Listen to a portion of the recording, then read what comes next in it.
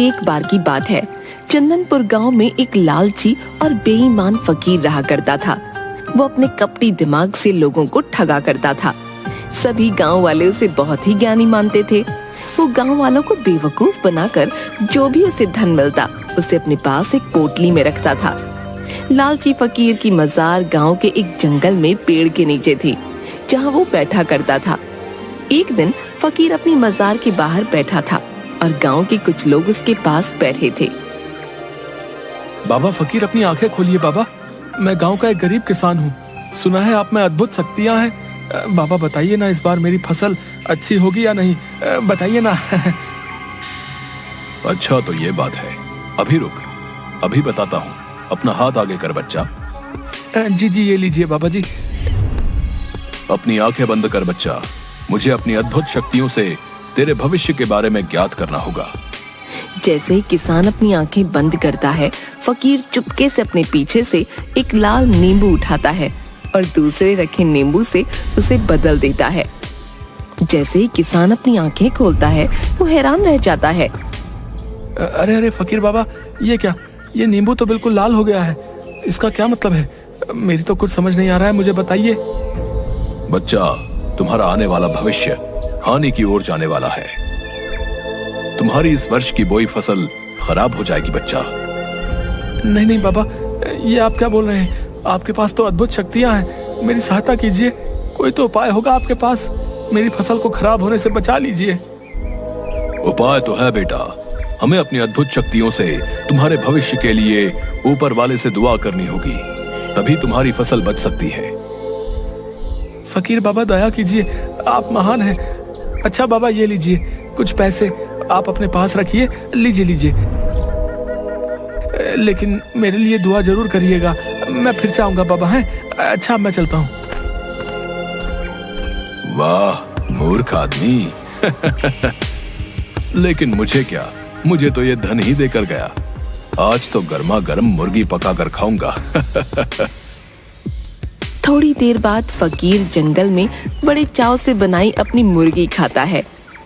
अरे वाह वाह वाह, मजा ही आ गया। वाह क्या स्वाद था, आत्मा को शांति मिल गई। कितने दिन से वही मामूली सा भोजन करके सड़ ही गया था मैं, लेकिन आज मजा ही आ गया। अच्छा अच्छा, अब सो जाता हूँ। सुबह फिर से इन गांव के लोगों को बेवकूफ भी तो बनाना है। बेचारे मूर्ख गांव वाले समझते हैं मैं कोई ज्ञानी फकीर हूँ जिसके पास अद्भुत शक्तियां हैं।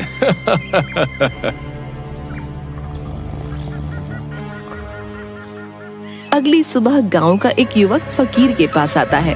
फकीर मजार के पास बैठा होता है। फकीर बाबा की जय हो। बाबा की जय हो बाबा। बाबा, मैं आपके दर्शन के लिए पास वाले गांव से आया हूँ बाबा। मैं एक बनिया हूँ और आपके लिए कुछ अनाज की बोरियां लाया हूँ। सुना है आपके पास अद्भुत शक्तियां हैं। बाबा, मुझे आशीर्वाद दीजिए, मेरे घर धन की कभी कोई कमी नहीं आए। ऐसा ही होगा बच्चा, मेरा आशीर्वाद सदैव तुम्हारे साथ है। तुम्हारे पास धन की कभी कमी नहीं होगी। बहुत बहुत धन्यवाद बाबा। अच्छा, मैं आपके लिए अनाज की बोरियां लाया हूँ, उन्हें स्वीकार कीजिए बाबा। ये बात सुनकर फकीर बाबा खुश हो जाते हैं। अरे वाह वाह, अनाज की बोरियां। चलो आज तो इन्हें बेचकर खूब सारा धन आ जाएगा। वाह वाह, क्या बात है।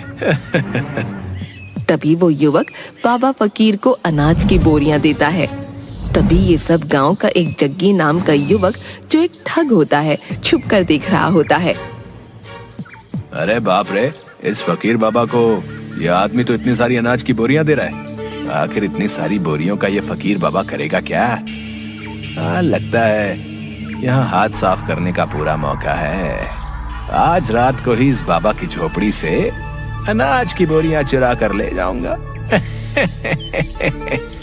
रात को चोरी छुपे जग्गी फकीर बाबा की झोपड़ी में जाता है और देखता है कि फकीर दो लोगों के साथ बात कर रहा होता है।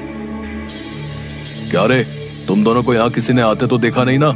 कितनी बार बोला है तुम्हें, आधी रात को जब सब गांव वाले सो जाया करें तब आया करो। लेकिन तुम मेरा धंधा बंद करवा के ही मानोगे। क्या जानते नहीं हो कि गांव वाले कितना विश्वास करते हैं? समझते हैं अद्भुत शक्तियां हैं मुझ में। बेचारे मूर्ख गांव वाले। ए क्या रे ढोंगी फकीर, एड़ा समझे लाए क्या तू अपन को है? लोगों में से किसी ने हमें आते नहीं देखे लाए, समझा क्या? चल अब अपना टाइम खोटी मत कर। अरे ओ बिल्लू, जल्दी से इस ढोंगी फकीर को बोरी के पैसे दे और चल यहाँ से। ठीक है उस्ताद, अभी देता हूँ। ये ले ढोंगी फकीर, अपन ने तुम्हारी इस अनाज की बोरियों के अच्छे दाम दिए ले। क्या एकदम मस्त, कोई मलाल नहीं रखने का दिल में? क्या है, गिन लेना नोटों को पूरे, समझा तू? जिसके बाद कालिया फकीर को कुछ पैसे देता है और दोनों वहां से चले जाते हैं।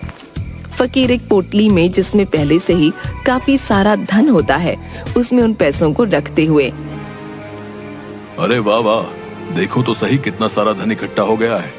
अरे वाह वाह वाह, मैं अपनी चतुराई से इस गांव के लोगों को अच्छा बेवकूफ बनाता हूँ। लोग भी कितने मूर्ख हैं, मेरी बातों में आ भी जाते हैं। अच्छा, अब इस धन की पोटली को कहीं छुपा देता हूँ। हाँ। जिसके बाद वो अपनी झोपड़ी में ही उस पोटली को एक चादर के अंदर छुपा देता है और खुद भी उसी चादर पर सो जाता है। अब सो जाता हूँ, बहुत अच्छी नींद आएगी अब। अरे बाप रे, ये बाबा फकीर तो ठुल्लू बाबा निकला रे। गांव के लोग इस फकीर पाखंडी को बहुत शक्तिशाली मानते हैं और ये तो बस उन्हें ठगता है। अरे बारे ढोंगी बाबा फकीर, क्या खेल खेला रे तो गांव वालों के साथ? लेकिन मैं तुझे ऐसे नहीं जाने दूंगा। तू जानता नहीं, जग्गी ठग नाम है मेरा। बोले तो ठगों में सबसे बड़ा ठग, बोले तो जग्गी। गांव में लोगों को ठगना ही मेरा काम है। अब देखना तू बाबा फकीर, कैसे तेरी अक्ल ठिकाने आती है। अगली सुबह जग्गी बुरी हालत में, फटे हुए कपड़ों में वो बाबा फकीर के पास आता है। बाबा फकीर महाराज, मेरी सहायता कीजिए, मैं पीड़ा में हूँ, मेरी सहायता कीजिए। मैंने सुना है आप सबके दुख हर लेते हैं, मुझ गरीब पर भी अपनी दृष्टि डालिए, सहायता कीजिए महाराज। अरे क्या हुआ बच्चा, कौन हो तुम? बताओ हमें, क्या समस्या है तुम्हें? हम अवश्य ही तुम्हारी सहायता करेंगे। बाबा फकीर, मैं एक बहुत ही गरीब व्यक्ति हूँ, मेरा इस संसार में कोई नहीं है, कई दिनों से एक अन्न का दाना तक नहीं खाया है। हाँ, मैंने सुना है आप बहुत बड़े ज्ञानी हैं, आप मुझे अपनी शरण में ले लीजिए बाबा जी, मैं आपकी सेवा करके अपना जीवन बिता लूंगा, बदले में 2 वक्त की रोटी दे देना। अरे मुफ्त में एक सेवक मिल रहा है, बेचारा कितना भोला लगता है, इससे अपनी खूब सेवा करवाऊंगा।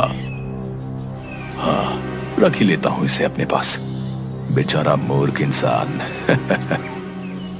अरे अरे बच्चा, अगर तुम्हारी इच्छा है कि तुम हमारे पास रहकर हमारी सेवा करो तो इसमें हमें कोई आपत्ति नहीं है।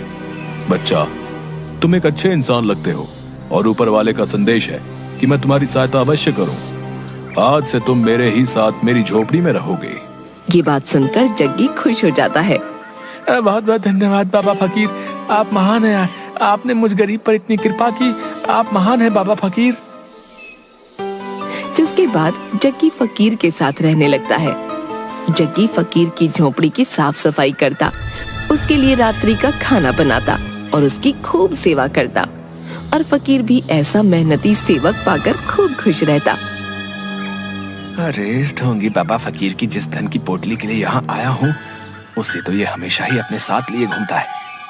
ऐसे में आखिर कैसे चुराऊं मैं इस धन की पोटली को? लगता है मुझे प्रतीक्षा ही करनी पड़ेगी, आखिर कभी तो हाथ आएगी ही इसकी धन की पोटली। तभी एक आदमी और उसकी पत्नी अपने छोटे से बेटे को लेकर बाबा फकीर के पास आते हैं। बाबा फकीर, देखिए तो जरा मेरे बेटे को क्या हो गया है, भोजन करते करते अचानक से मूर्छित होकर गिर गया है। देखिए ना बाबा जी, हमने बहुत सुना है आपके बारे में, हम पास वाले गांव से आए हैं, आप सबसे ज्ञानी और विद्वान हैं, कुछ तो कीजिए।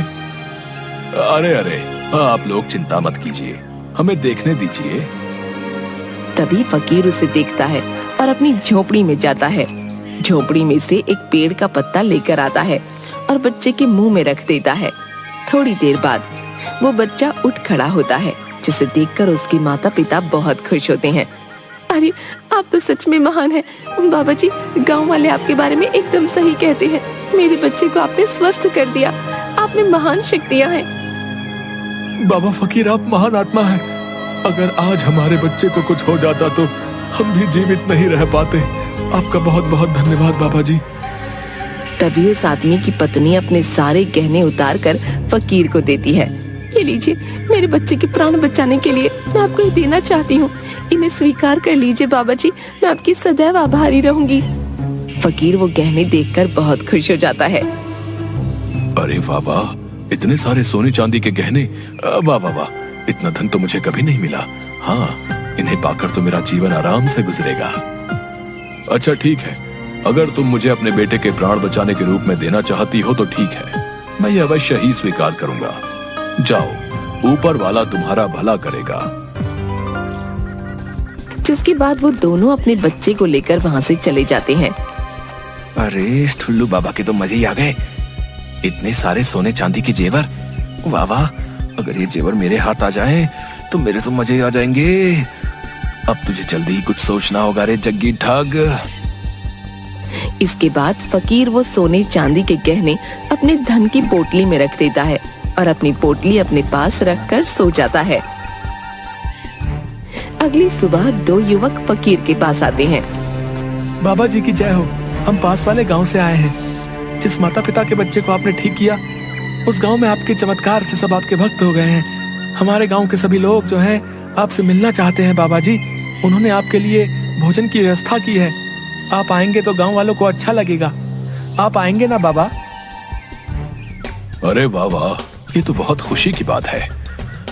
अब इस गांव के साथ साथ दूसरे गांव के लोगों को भी मूर्ख बनाने का मौका मिलेगा। हाँ, अब तो मेरे पास और धन आ जाएगा और चारों तरफ मेरी ही जय जयकार होगी। अरे वाह, कमाल हो गया। अच्छा ठीक है, अगर तुम्हारे गांव वालों की यही इच्छा है तो हम कल सुबह तुम्हारे गांव अवश्य आएंगे। जो आ गया बाबा फकीर। अच्छा, अब हम चलते हैं। जिसके बाद वो दोनों वहाँ से चले जाते हैं। अरे बाबा फकीर जी, क्या सच में सुबह पास वाले गांव में जाएंगे आप? लेकिन बाबा फकीर, आप तो कभी अपनी इस मजार से बाहर नहीं जाते हैं। अरे मूर्ख, ये सच है, हम कहीं नहीं जाते। लेकिन पास वाले गांव के लोगों ने हमें बहुत प्यार और आदर के साथ आमंत्रित किया है। ऐसे में हमें ऊपर वाले का आदेश है, हम वहां अवश्य ही जाएं। इसलिए हम कल सुबह ही पास वाले गांव के लिए निकल जाएंगे और तुम भी हमारे साथ ही चलोगे। जग्गी ये बात सुनकर थोड़ा हैरान हो जाता है। क्या आप मुझे भी अपने साथ ले जाना चाहते हैं? जो आपका आदेश बाबा फकीर, मैं आपके साथ अवश्य ही चलूंगा। हाँ। जिसके बाद अगली सुबह फकीर अपनी धन की पोटली अपने साथ लिए जग्गी के साथ पास के गांव जाने के लिए निकल पड़ते हैं। वो जंगल के रास्ते से जा रहे होते हैं। काफी दूर पैदल चलते हुए अचानक से फकीर का पांव एक गड्ढे में फिसल जाता है और वो उस गड्ढे में गिर जाता है। गड्ढे में गिरते ही सारी मिट्टी फकीर के शरीर पर लग जाती है। अरे बाबा फकीर, गड्ढे में गिरने की वजह से आपके पूरे शरीर पर मिट्टी चिपक गई है। अगर ऐसे में लोग आपको देखेंगे तो पहचान नहीं पाएंगे। यहीं पास में ही एक नदी है, आप वहां चलकर स्नान कर लीजिए। कितनी बदबू भी आ रही है। नहीं नहीं, मैं स्नान नहीं कर सकता, मेरे पास धन की पोटली है। स्नान करूंगा तो सारा धन नदी के पानी की वजह से व्यर्थ हो जाएगा। नहीं नहीं, मैं ऐसे ही आगे जाऊंगा। अरे बाबा फकीर, आप अपनी स्थिति को तो देखिए, मैं ही आपको नहीं पहचान पा रहा हूँ। कहीं ऐसा ना हो कि पास वाले गांव के सभी लोग आपको देखते ही भयभीत हो जाएं। नहीं नहीं बाबा फकीर, मुझे लगता है आपको स्नान कर ही लेना चाहिए। जग्गी की ऐसी बातें सुनकर फकीर सोच में पड़ जाता है। अच्छा तो ठीक है, अगर तुम चाहते हो कि हम स्नान करें तो हम अवश्य ही स्नान करेंगे। चलो नदी के पास ले चलो हमें। जैसी बाबा जी आपकी आज्ञा, चलिए मेरे साथ। जिसके बाद दोनों एक नदी के पास जाते हैं।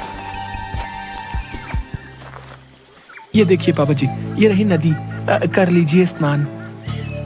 अच्छा ठीक है, लेकिन पहले मैं अपनी धन की पोटली को कहीं छुपा देता हूँ। हाँ। इसके बाद फकीर को एक बहुत बड़ा पत्थर दिखता है। हाँ, ये जगह ठीक रहेगी धन की पोटली छिपाने के लिए। वो उस पत्थर के पीछे धन की पोटली छुपा देता हूँ।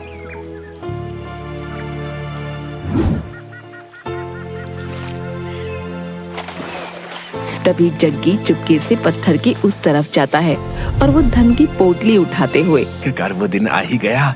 मैं तो थक ही गया था इस ढोंगी फकीर की सेवा कर करके। वाह वाह, कितना सारा धन हाथ आ ही गया। हाय, कितना सारा धन है। अब पता चलेगा इस ढोंगी को। बहुत सेवा कराई है ना मुझसे, अब आएगा मजा है।